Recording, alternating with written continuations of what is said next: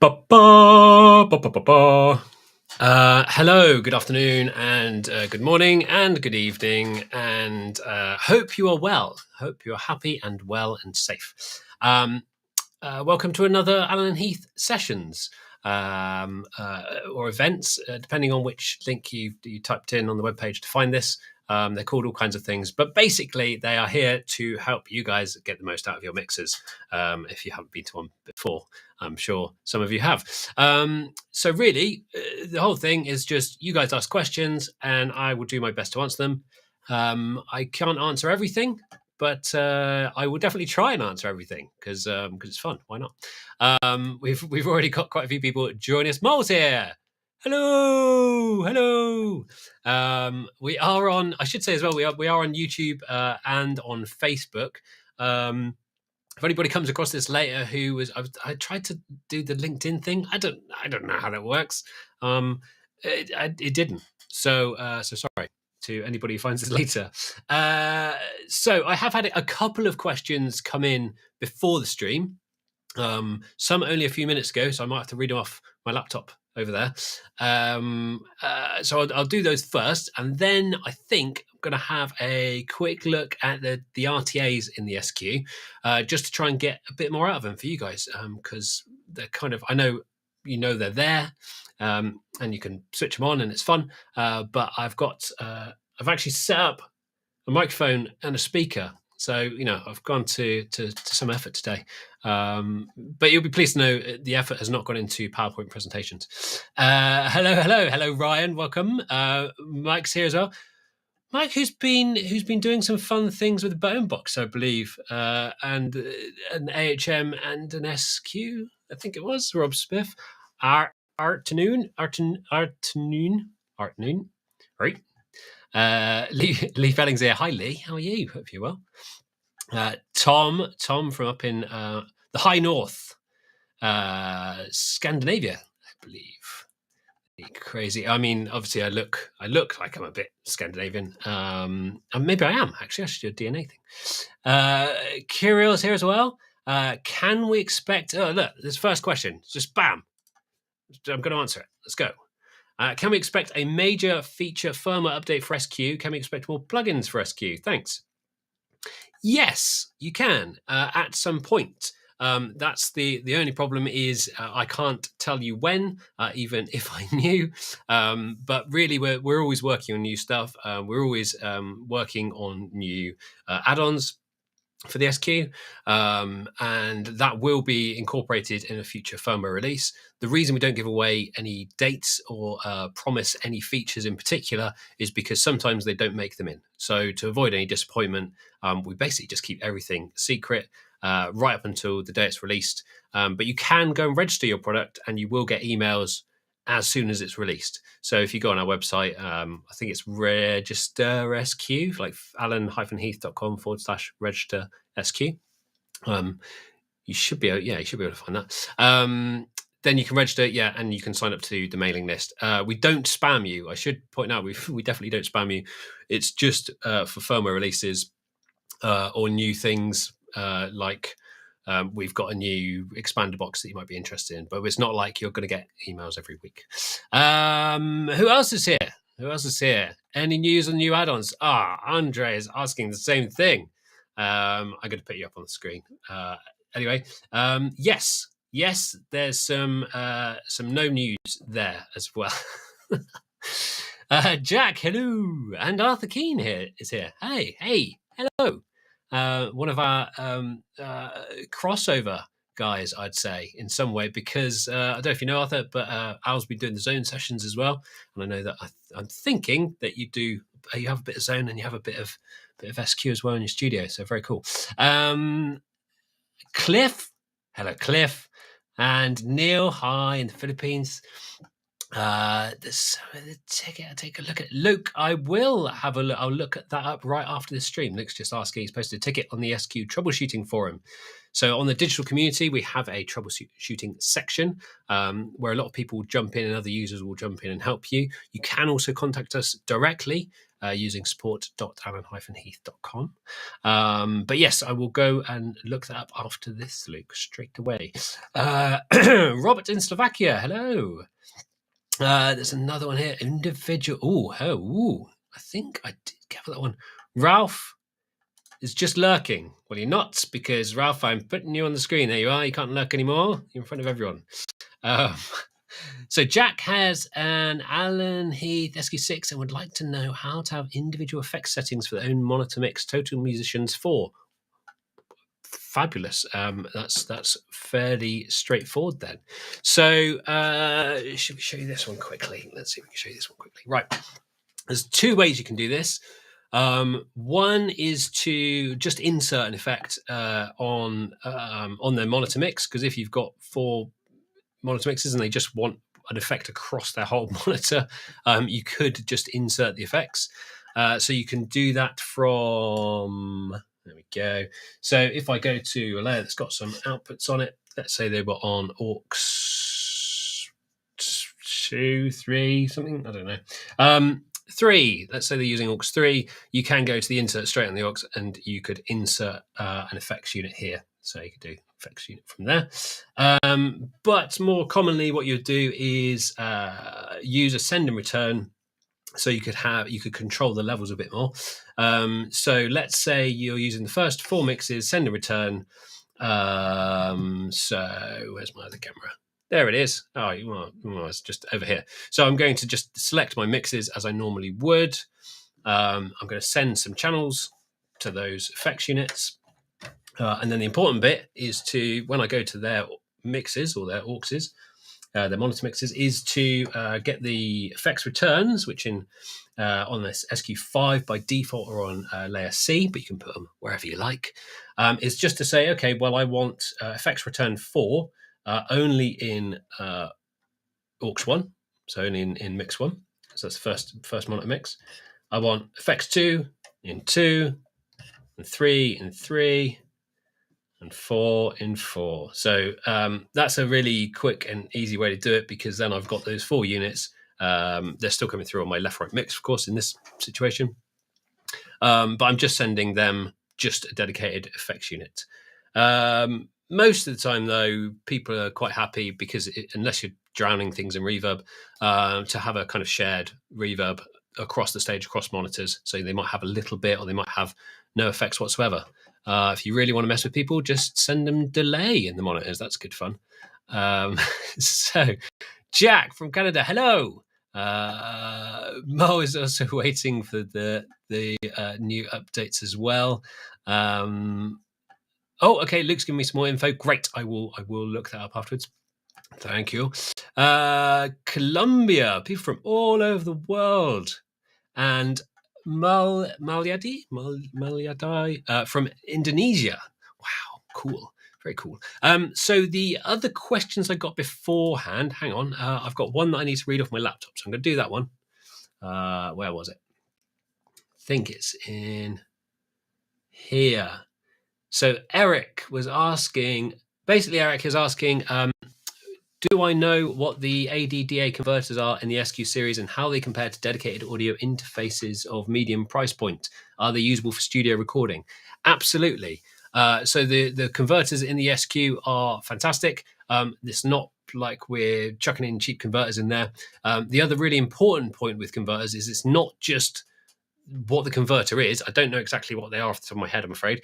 But it's not just what the converter is, but it's also all the circuitry that goes around it, and it's how you implement that. So we have a whole team here, down around the corridors, whose whole job is to implement them in the best way possible and make sure they have kind of the lowest noise and lowest distortion figures, and make sure there's no kind of some jitter or whatever, and make sure that there's a whole team who are looking like the power supply to it, for example. So it's all the circuitry around as well. It's not just the converter. But yes, in terms of comparison to an audio interface, absolutely, you can use the SQ as an audio interface. As I've said before, it's not going to give you. It's got 2 options for sample rate. So it's not going to give you like 44.1 or 88.2. So in that way, it's slightly limited, but then you've got a whole mixer attached to it. So I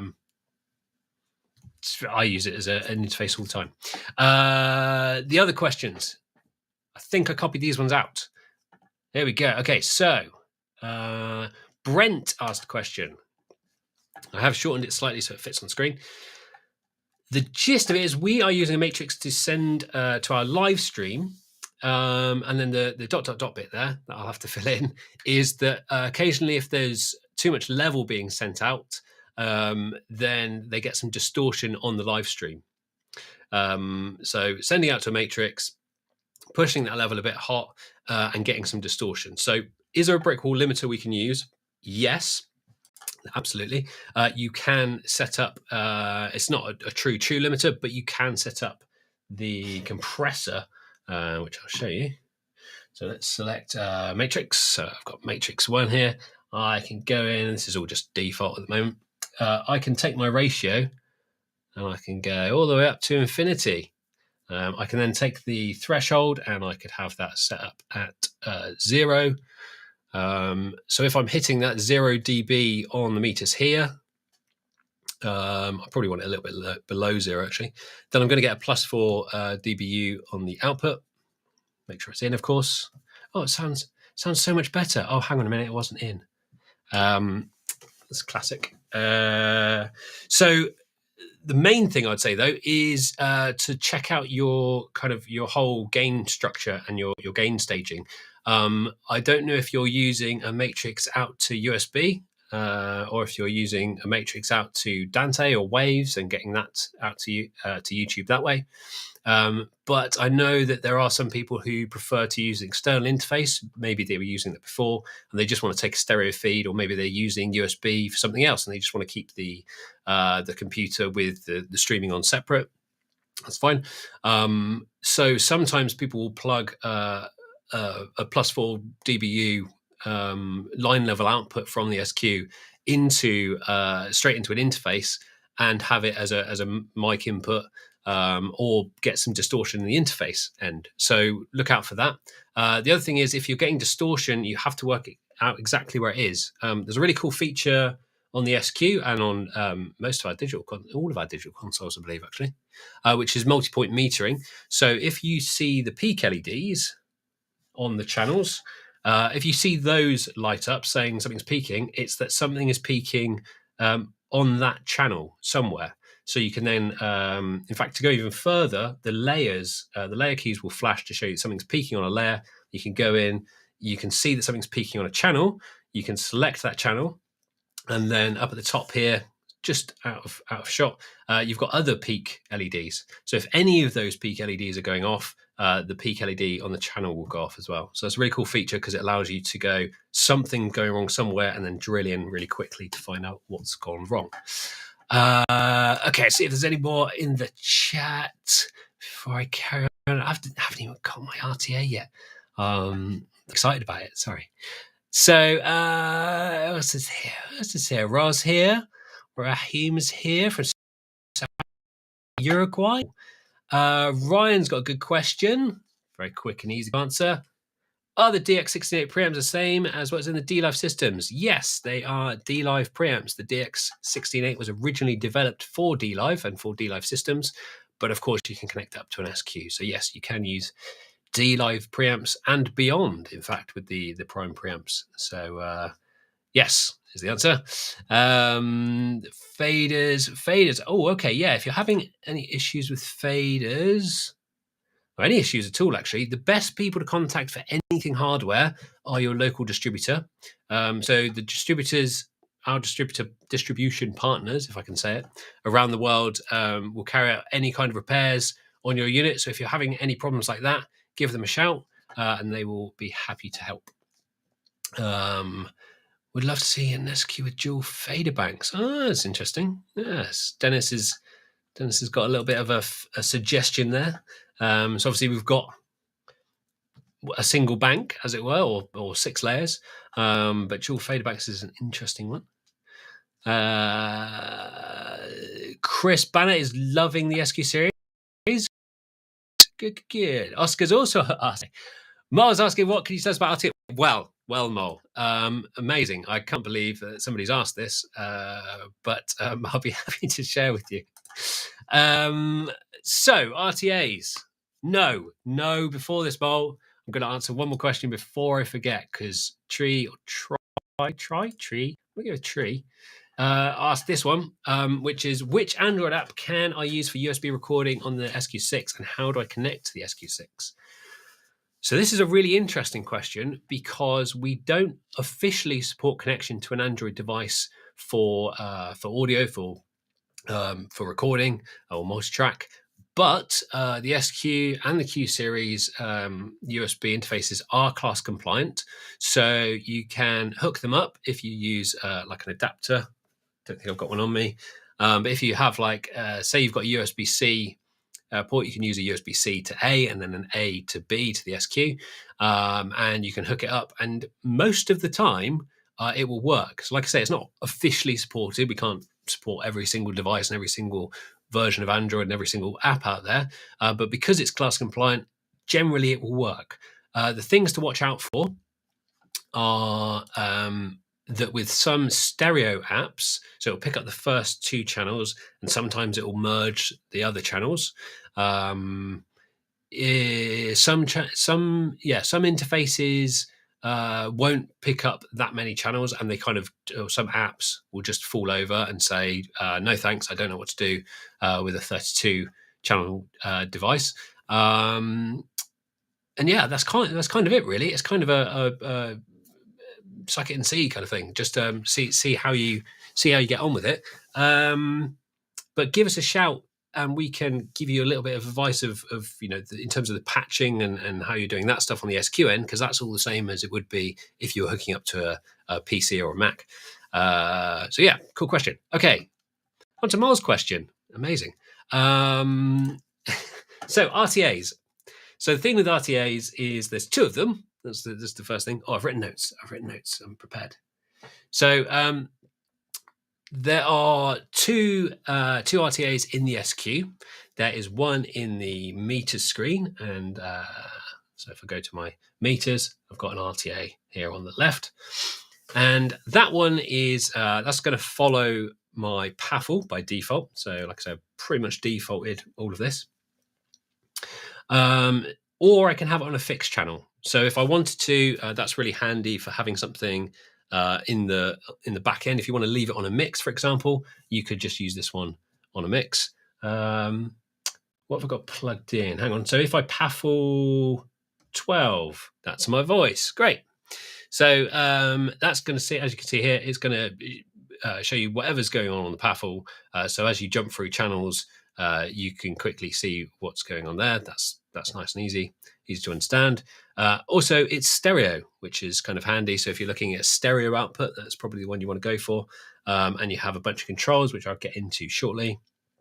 And if you want to change, you can change fixed channel. You can pick any input channel or mix channel. So that's very straightforward there. And also you can switch it into mono if you want. So if you switch it into mono, you get more bands. Kind of shifts around the bands and reuses them on the mono sum. So yeah, that's really the monitors RTA. That's been there for a long time. You've probably seen it before. But where I wanted to get into a little bit more is, in fact, I'll do it on the same channel.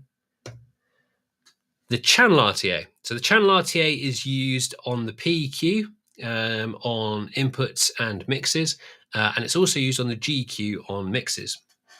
So to enable it, I just need to go into a PEQ. You'll see this little button, RTA. Can press that and it will flip round to show the RTA settings. So if I switch that on, great, that's my default settings. I've got a wiggly line, and you can see me talking. Oh, there you go. That's great. That's great fun. You can see what's going on an individual channel. This is always mono, I should point out. And we've got a few settings. So let's go into these settings, because these are the same as you get on the meters page, but I can kind of show you what they do a little bit more easily here. So we've got an average. So that's, in this case, that's the line at the moment. You can also set it onto bars. In fact, let's first of all do the opacity so you can see what I'm talking about. So the opacity is really just how much you can see it, just to make sure that you can still see your EQ and see what you're doing with your EQ. The trim as well is just to I can trim it up and I can have it out the way of the EQ above if I'm doing a lot of cutting, or if I'm going crazy with boosts, I could trim it down and have it just sat underneath so I know what's going on. But that's really just personal preference. You're not really changing a lot of settings there. You're just moving things around and seeing them or not seeing them. So average is each of these bars that you can see at the moment is a frequency range or a small frequency range, and the averaging is the window for how long it's looking at that frequency range to give you an intensity value or the level value. So as I go up to fast, what I'm actually doing is shrinking that window. So my average is made up of less samples, is the easy way to describe it. And if I make it very slow, then it's looking at a much, much bigger window. Similar with the max peak, which are the little dots dancing around on top, but they have a couple of settings, either which is max or off or peak. So if I just switch it off for a second, obviously it's off. Peak is going to show me what's actually going on with the signal. So actually, if I speed that up, you'll be able to see it's going all over the place. It's kind of running in parallel with the averaging that's going on, and it's showing me the what's truly going on with the signal. If I set it over to max instead, you'll see it always sits on top of the signal. So if I can actually make myself stop talking for a second, it's always sitting on top of that signal. So it'll never dip below it. And some people prefer that for seeing what's going on because they just want to know a max. The other reason that's really useful is because if you slow this right down, so I'll slow that right down and I'll speed up the average instead. Blah, blah, blah, blah, blah, blah, blah, blah, blah, blah. I can, in fact, slow it right down to the point where it stops moving. So I get a kind of historical thing. So if I wanted to, I could just leave that, and I would know when I come back to that channel, if I was off doing something else, where I got feedback or where the problem was, or kind of what the frequencies are looking like on that channel. So again, quite handy. You can use it on a mix. You can use it on an input. Follow this device. Actually, no, I won't do follow this device yet. Let's do LF damping. So LF damping affects the averaging. And LF damping, this bit here, where I was saying it's going very, very fast or very slow. LF damping means just that the lower you go, the slower it goes. So lower, slower. If I do that, you'll probably see, I'll get it around the middle. Ba, ba, ba, ba, ba, ba, ba. You'll see gradually, as the frequencies are lower, ba, ba, ba, ba, ba, ba, ba, ba, ba, they're moving slightly slower. And what that does is it gives you a better idea of the actual energy in the room. Because if you gave an instantaneous low frequency sample, if it was really, really short, it wouldn't actually feel like a lot of low frequency information. It wouldn't feel like a lot of low frequency energy. So if I'm looking at a room or something, I'll have that low LF damping on all the time. Because it's just giving me a better idea of the energy rather than just what's exactly happening in digital land. So it's more like a real world thing. Okay, so let's move on to follow this device. Follow this device works between here, and I'll show you as well. I've got Mixpad open here on the PC. If I want to find that same channel, so the one I'm talking into, I can go on to input 12. I'm on my PQ.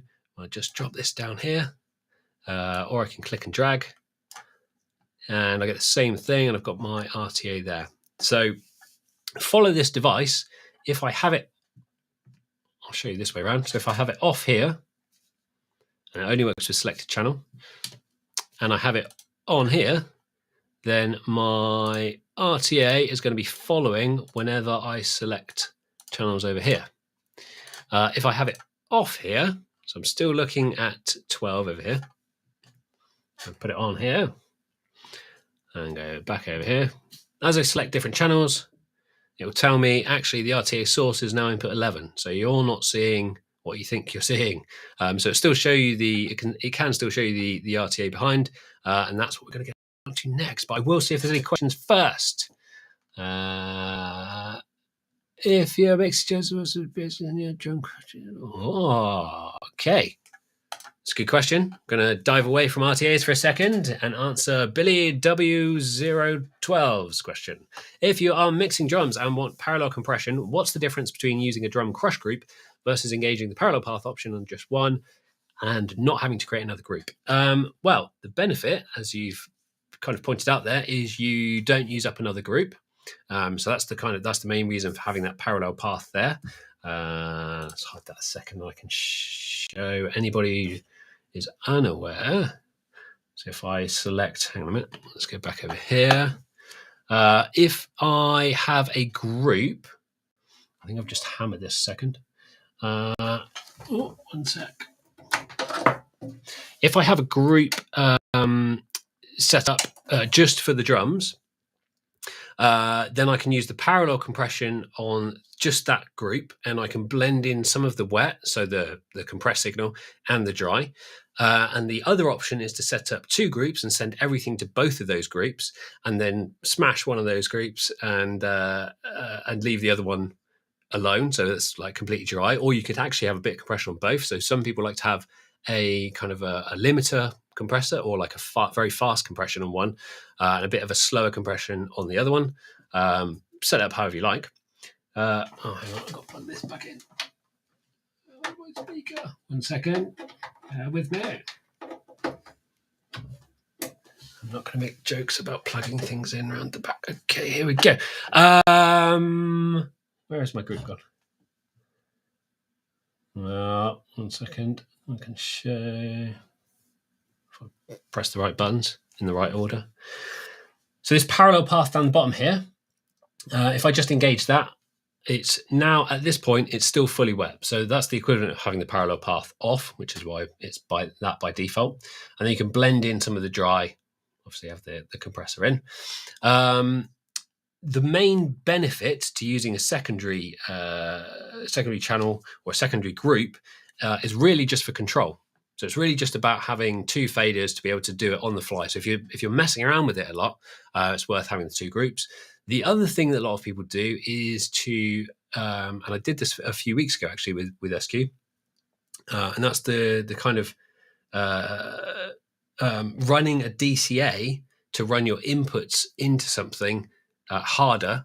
So you still have control. So you could have a DCA set up, and you could kind of run into a crush that way. So you can have the parallel set up and have your DCAs, and by pulling it back, you've kind of got a drier signal and less compression going on, and you can drive into it that way. So that's just a couple of ways to control the amount of squash that a drum group is giving you. But in terms of the technical differences, actually, so what's actually going on in the SQ, kind of none, because everything's been aligned, everything's phase coherent. That's one of the beauties of having that core in it, is that we can do the parallel path and have everything line up perfectly. So if you send something to one input to two groups and then stick them back together again, there won't be any kind of cancellation or comb filtering going on. Oscar saying, are you responding to my question? Update. When I used the app on my tablet, the RTA disappeared. Might have disappeared because somebody else stole it with the follow this device. It could have disappeared because it was off.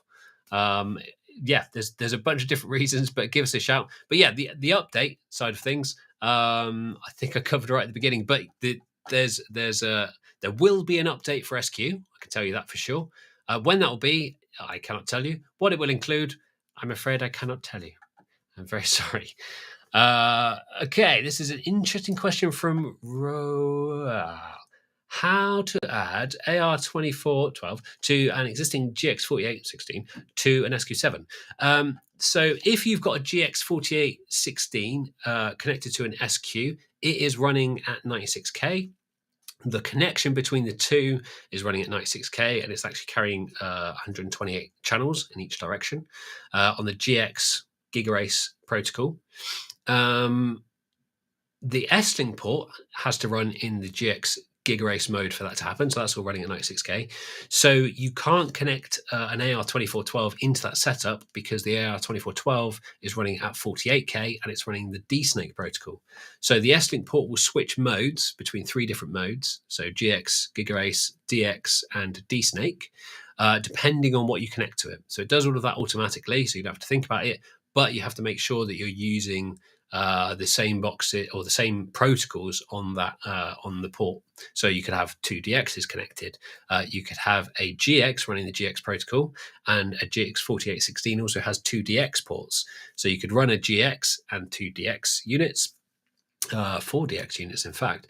But as soon as you connect an AR2412 to an SQ, the only other things you can connect would be an AB168 or an AR84. AR84. I've gone very West Country there. So yes, good question. Check out, there is a document if you go to alan-heath.com /SQ series. I don't know. But if you go to the product pages, there's of the SQ series.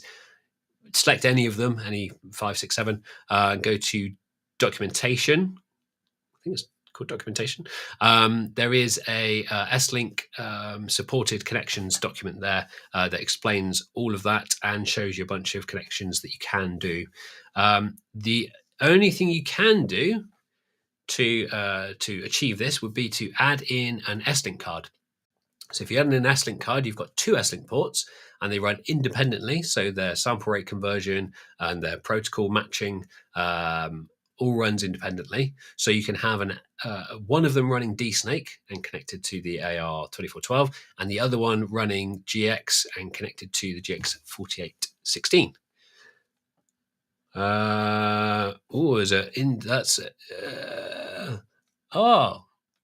Angel's here. Hello.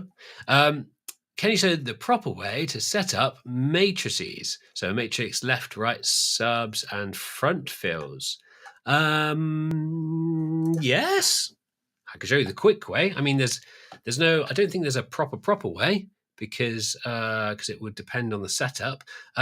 But as in, there's not a one size fits all. But yes, there's I think the quickest way.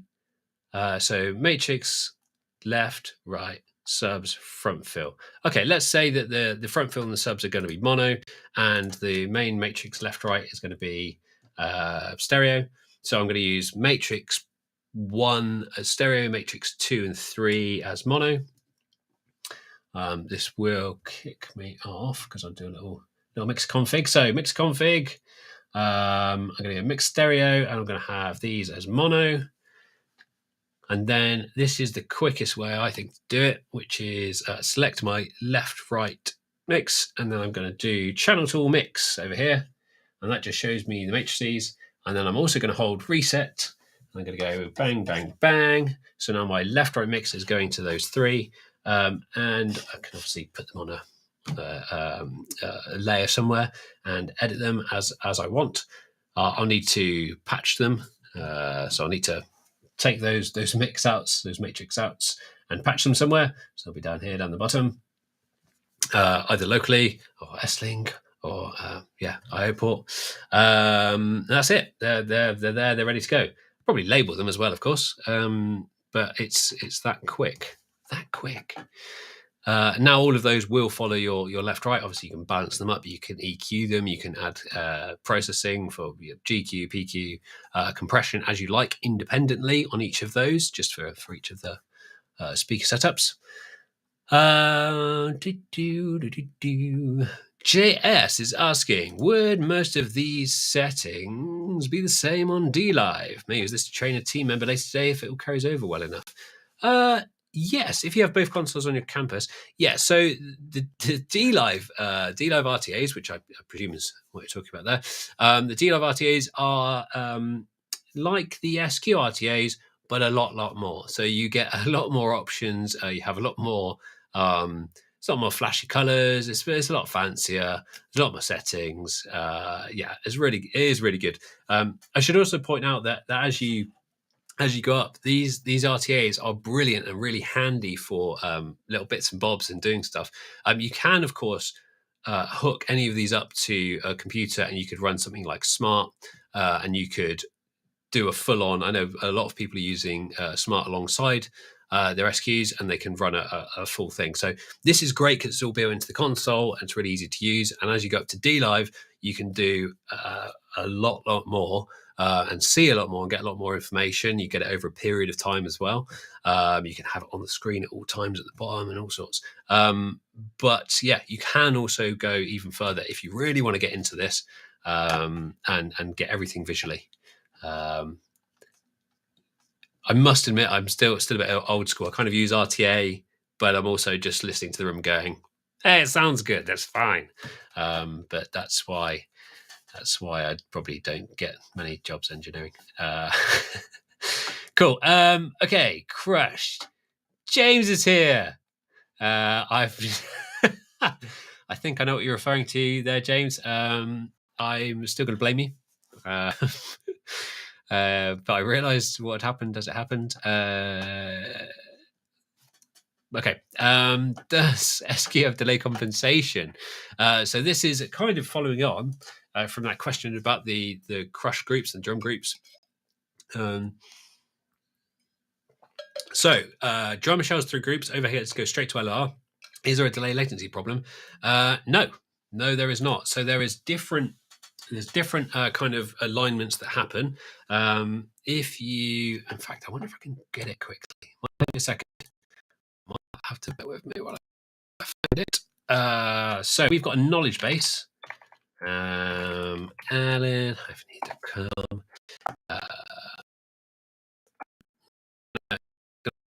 We'll go jumpy because I'm trying to download things. Probably the server that on of. I can do sound. Just computers that always try to go wrong. Right. Knowledge base. Brilliant. Visit our knowledge base. I will. So you go to our site, you can explore, or you can search for Alan Heath knowledge base. And if I go to SQ, so this is our knowledge base. And if I look here, phase coherent mixing in SQ. There you go. So bus processing on SQ, the bus processing latency is compensated, so no matter the internal routing, all signals are phase aligned on mix outputs. So input to group to mains is aligned with input to mains. So that answers your question straight away. But yes, go check out that article if you want some more detail. But the answer is yes. Brilliant. How to turn off? Oh, that's it. That is an interesting one. So the way you do this, so how to turn off compressors automatically turning on too much compression when trying to load different models.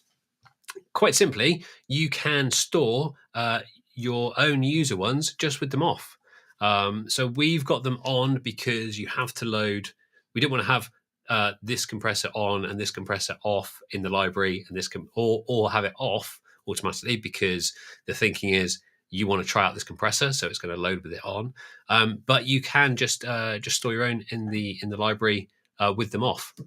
You could just call it 76 off, for example, or you could set it up with a setting that you like and recall it that way. Trey Anderson had an issue. Let's see what the issue is. I also had an issue a few weeks back where we couldn't mute or change the volume of a channel in our IEMs. Oh, I couldn't mute or change the volume of a. I would hazard a guess that would be mix external ins. So let's show you on the desk. So in fact, look, I've got them on a matrix. All of the mixes have in place of where the preamp would be in the channel on an input, have this mix external in. So if I go to my aux1, so say I was using my aux1 for monitoring.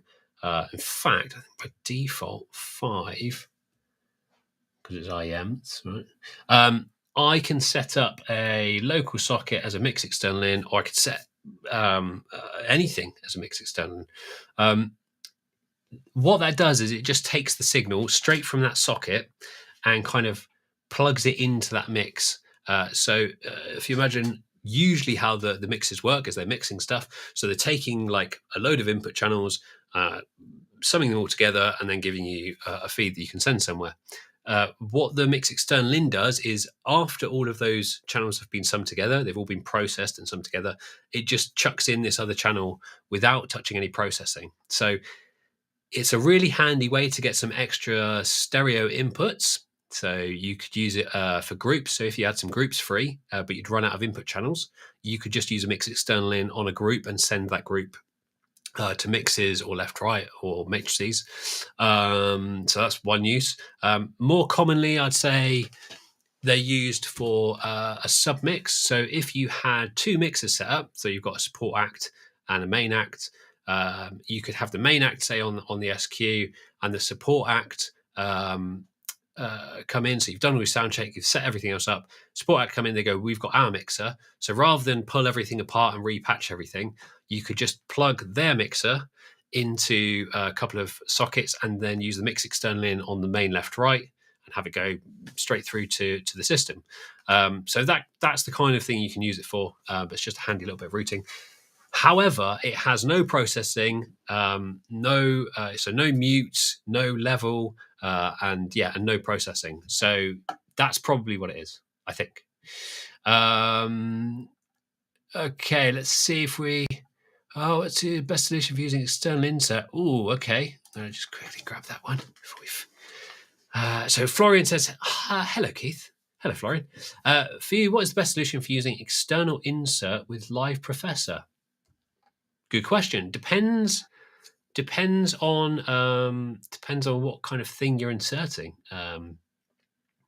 So if you're using a reverb, you can do something like cut down. In fact, I did a session on latency. That's probably the one to watch for you. If you're using a reverb, there, you can cut down the pre-delay time and make up for any latency that you'd have with USB, and therefore you can get away with using USB. But for an insert, most of the time, you want it as lower latency as possible. The lowest latency you can get is by using a Waves card and a Waves server. You can also get really, really low latencies. So I did a rig rundown with Dylan Mitrovic, and you can find that on I think it's on YouTube as well, but it's certainly on Facebook.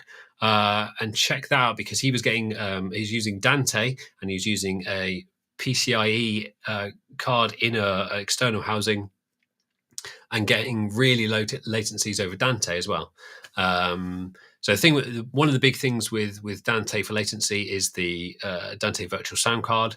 The Dante units themselves are quite low latency, but the Waves server and the Waves card is designed for low latency application. So it depends is the answer.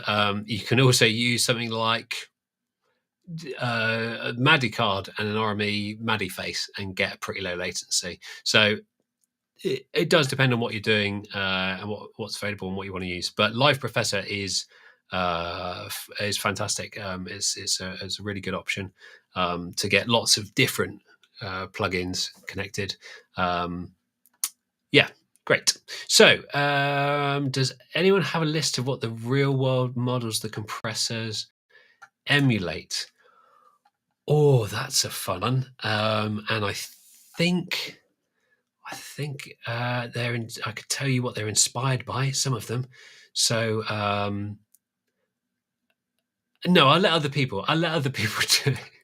But they're mostly inspired by real world units. The Opto is kind of inspired by a real world unit or a couple. So the Opto is the one that's a bit more just Alan Heath, but modeling real world applications. It's also one of my favorites, actually, because it's not just a straight copy, so it's pretty great. Okay, there's another question here in Cyrillic from Vladimir Go. I'm trying. I can't remember Aber Verga de Asia, but I can't read it. I'm sorry. I'm going to look it up on Translator later. Translator later. Okay.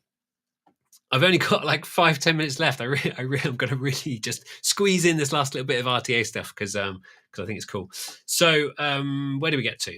we got to having the RTA on and using it for something. So what I've got set up next to me, just off camera, is just a speaker and a microphone. And I want to show two things that you can do with the RTA that are pretty fun. So one is if you wanted to...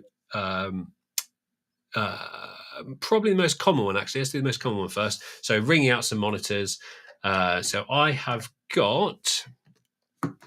The speaker is connected to aux 1. Just going to make sure I've turned down that effects that I put on earlier. Well remembered, Keith. Thanks very much. So my output is on aux 1. And I can look at aux 1 and I can look at the GEQ for the output of aux 1. I'm just going to turn that back up so I lose my max there. So I can see my GEQ and I have the RTA sitting behind it. And if I turn up the feed from my microphone, which is down here, and this is going to cause feedback, so it might get blocked out. It might get blocked out by like all the noise stuff. Oh, don't know if you can hear that. It's quite nice low feedback. So as I'm raising this fader,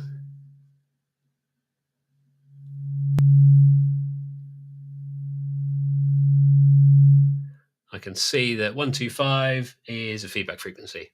So what I could do is go in here and say, if I can touch the right thing from this angle at arm's reach, I can come in here and just pull down 125, which is great. The other thing I can do, because I've got that selected, is to just hit the fader flip. And you can see I've just pulled out that 125, so this is much quicker. And now you'll probably see the little red peak lights on each channel dancing around. And that's showing me the most prominent frequency. So as I raise that master fader more, in fact, I'm going to do it the other way around. So pull the master fader right back and get out of my fader flip, bring up that mic channel. So it'd be like having all of my mics open. I've just got one mic in there at the moment. Go back into my fader flip and start to raise that. So as I raise it,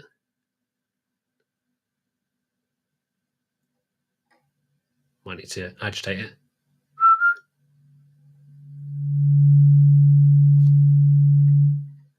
There we go, that was that frequency. That's a much higher frequency, so let's jump over here.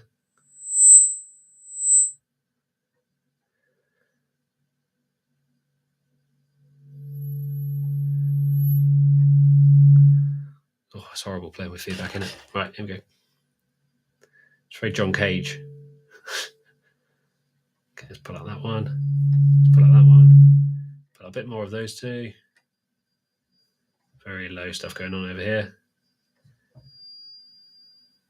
Right, there we go. So I've basically gained, by pulling out those frequencies, I've gained an extra, I'd say about 8 to 10 dB of level.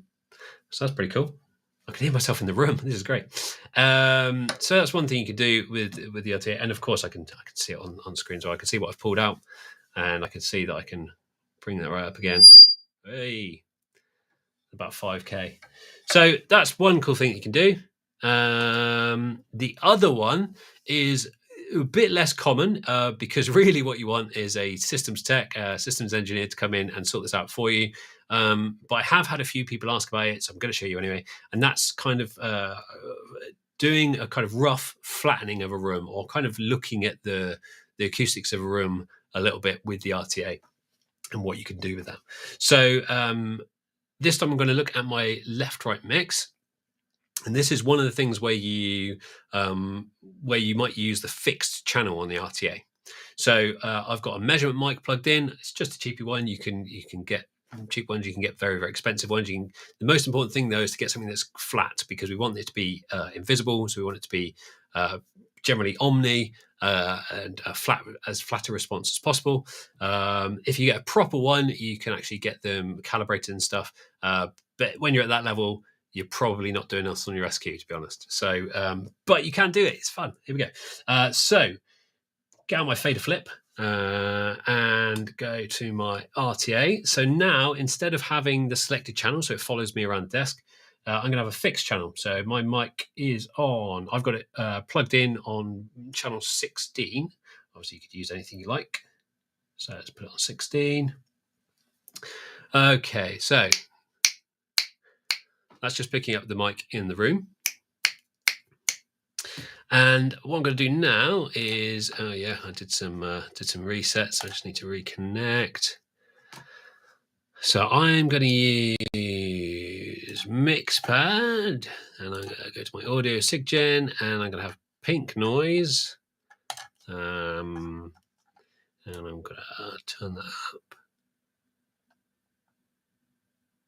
Hang on a second. What have I done wrong? Done something wrong. Oh yeah, it's because I turned down the aux like an idiot.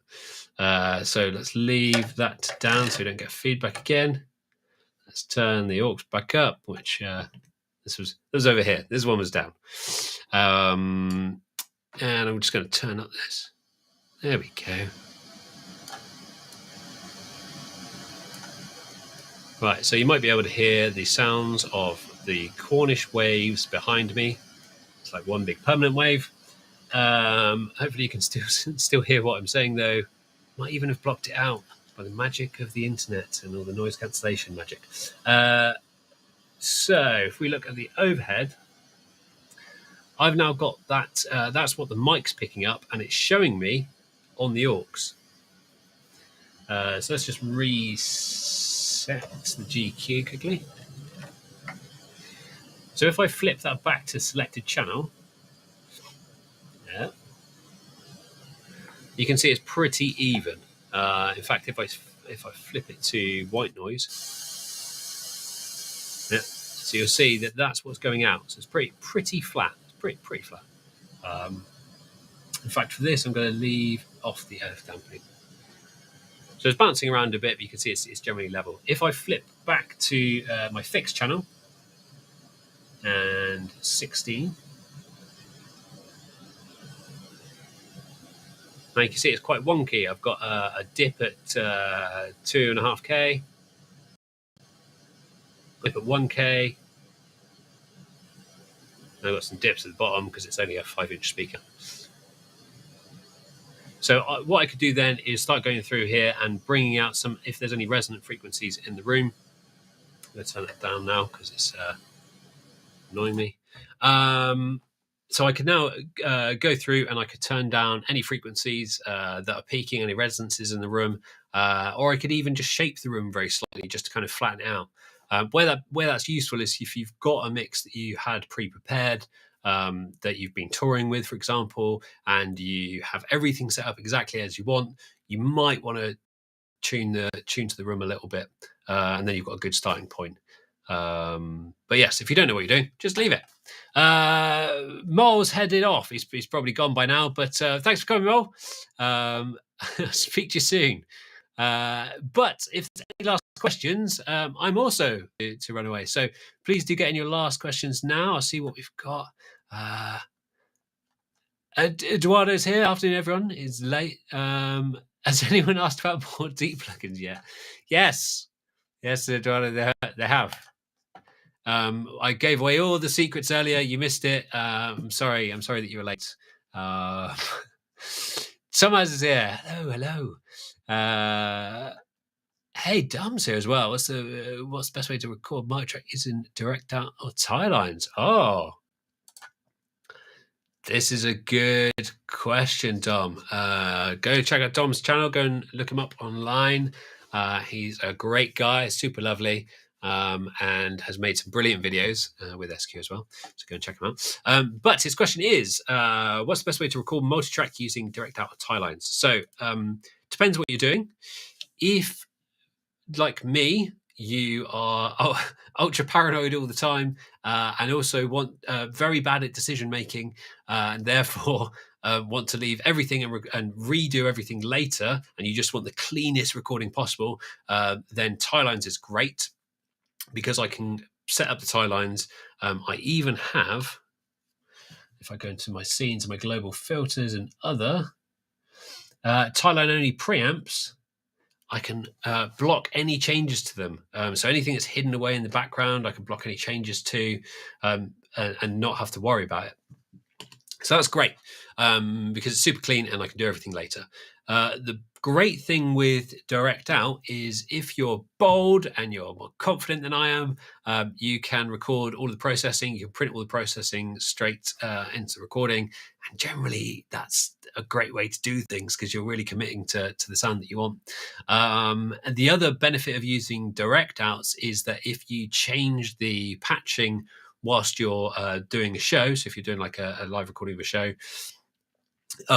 you can it will follow that patching because the direct outs come from the input channels, whereas the tie lines come from the input sockets. So they come from slightly different places. Another thing to mention is if you're using the ME system, because most of the time that will use your direct outs, in which case you might have them set to a particular pickoff point and therefore want to use the tie lines. So good question. Thanks. Ryan Collins, 3 or 4 years beyond. Yes, more coming. Yes. Sorry. Cool. Okay. When was the date for the new add-ons again? Yes, the date. There is a date.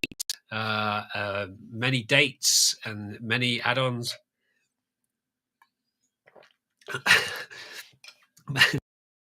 Please stop asking me.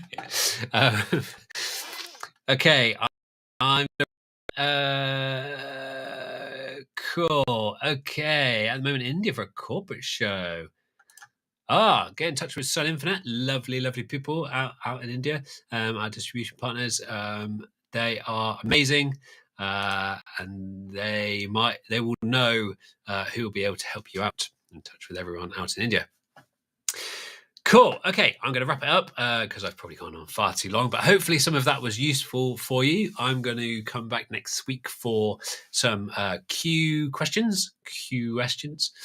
And I'll be back soon with more SQ ones. I've actually got a cool session coming up for SQ, so look out for that. It's going to be a rig rundown. I won't give away anything just yet, just in case it doesn't happen, and I'll be really sad. But hopefully, I'll be doing another rig rundown soon, and it'll be a really fun one. And if you have any questions in the meantime, obviously, you can contact us, and either myself or one of the other guys will get back to you, support.alan-heath.com. Take care. Cheery pip, and see you again. Bye.